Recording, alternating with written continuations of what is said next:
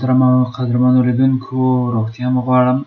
نن ورځ به د دویچ lernen auf پښتو د درسونو په لړۍ کې einige, einzige und eigene چې د indefinite pronomen یا article adjective همدارنګه د possessive pronomen د ډلو نه دي، خو په مجموع کې وایو چې د ځینو ورته لغاتونو ترمنځ فرق په جرمني یا الماني ژبه کې. نو د نن ورځې درس ته Lektion 26 یعنی شپږویشتم درس چې د دې دریو ترمنځ به فرق وښیو، د einige, einzige und eigene او د هغوی مربوط مثالونه. نو راځئ شروع کوو. einige, einzige und eigene. لومړی به einige وښیو. د einige مطلب څه ده؟ د هغو مطلب ده some، همدارنګه په پښتو کې وایو یو څه. some، few، همدارنګه پښتو کې یو څه. نو einige په جرمني کې وایو. همدې مثال ته ګورو. Ich mache noch einige Fehler beim Deutsch sprechen. Ich mache noch einige Fehler beim Deutsch sprechen. یعنی زه اوس هم په جرمني د خبرو کولو په وخت کې یو څه غلطي کوم. Deutsch sprechen یعنی په جرمني ژبه د خبرو کولو ته ویل کېږي، او einige یعنی یو څه ته وایي، یو څه غلطي کوم. دویم مثال ته راځو. Ich war schon einige Male in Berlin.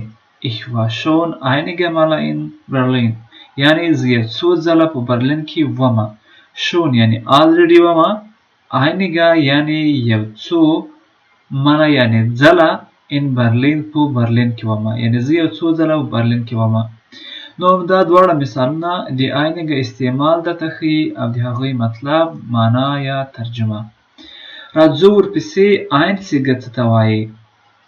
einzige the only one په انګلیش کې یعنی یوازې، فقط او تنها په معنا ده، یعنی یوازې the only one. نو einzige the only one په انګلیش کې او فقط، تنها یا یوازې ته ویل کېږي. تنها داسې یوازې نه چې تا سره بل کس نه وي، مګر د هغه به د فقط یعنی د یوازې په مطلب ده. راځئ مثال ته ګورو. Ich habe eine einzige Frage. Ich habe eine einzige Frage. یعنی زه یوازې یوه پوښتنه لرم، یو سوال لرم.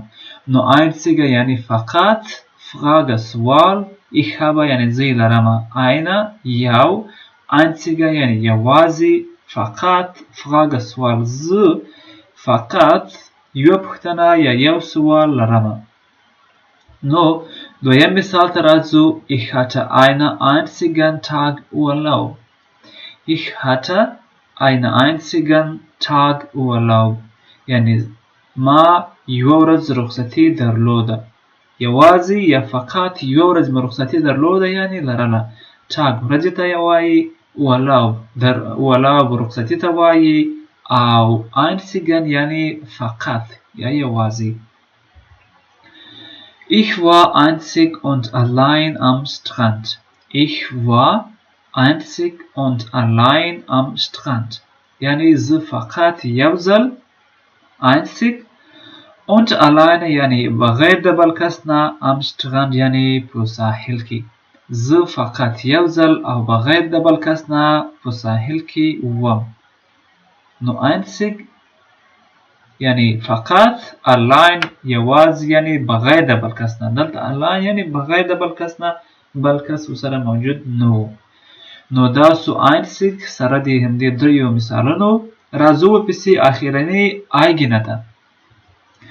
eigene مطلب ده د own یا mine او د ملکیت یا د خپل ځان، یو څه چې تا پورې مربوط وي، خپل دی وي، نو هغه ورسره eigene استعمالوو. یعنی own په انګلیش کې ورته ویل کېږي، mine یعنی زما، په جرمني ژبه کې وایو mine یعنی زما، یعنی زما خپل ملکیت ته، نو هغه ته eigene ویل کېږي. راځو مثال ته. Das ist mein eigenes Auto. Das ist mein eigenes Auto. یعنی دا زما خپل موټر ده.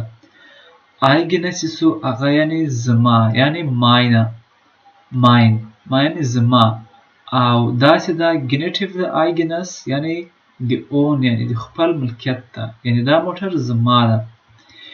دویم مثال ته ګورو ich habe es mir selbst gekauft. نو تاسو کولای شئ چې دا selbst اختیاري ده، کولای شئ چې په دې جمله کې استعمال کړئ او بغیر یې هم ویلای شئ ich habe es mir gekauft یا همدا شان ich habe es mir selbst gekauft یعنی دا ما خپله اخیستی ده. نو دلته چې سو دا هم یعنی یو ملکیت سو، نو eigenes دا مثال یې د تشریح لپاره ده.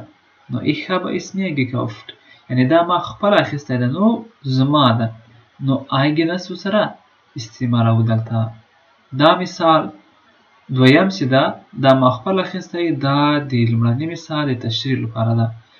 نو راځو ورپسې دې مثال ته ich wohne in meiner eigenen Wohnung. Ich wohne in meiner eigenen Wohnung یعنی زه په خپل اپارتمان کې اوسېږم. wohne ich wohne یعنی زه اوسېږم. in meiner eigenen یعنی زما په خپل Wohnung اپارتمان کې، یعنی زه په خپل اپارتمان کې ژوند کوم. نو eigenen چې سو هغه هم د خپل یعنی د خپل ملکیت معنا ده. راځو دې مثالونو ته du siehst so jung aus. du siehst so jung aus یعنی ته ډیر ځوان معلومیږي یا ډیر ځوان ښکارې. ist das dein eigener Sohn. ist das dein eigener Sohn یعنی دا سوال ده آیا دا د تا خپل زوی ده، آیا دا زوی د تا ده. نو eigener چې سو هغه هم د خپل یا د خپل ځان پورې مربوط مطلبیږي. نو په دې مثالونو کې هم درته د eigene مطلب واضح سو. نو دا درس و د einige, einzige und eigene ترمنځ ډیفرنس یعنی فرق سره د مثالونو. امید لرم چې ډیر څه به هم ترې زده کړي وي. نو د درس د لیدلو نه مو مننه. که مو درس نه زده کړي وي حتما ویډیو د سره لایک کړئ، د ملګرو سره یې شریک کړئ، همدارنګه چینل حتما د سره سبسکرایب کړئ او د بیل آیکن د سره پریس کړئ ترڅو د هر اپډیټ نه خبریږئ. نور نو ښه وختونه درته غواړم. Tschüss, der Allah په امان. Bye bye und auf Wiedersehen. Tschüss.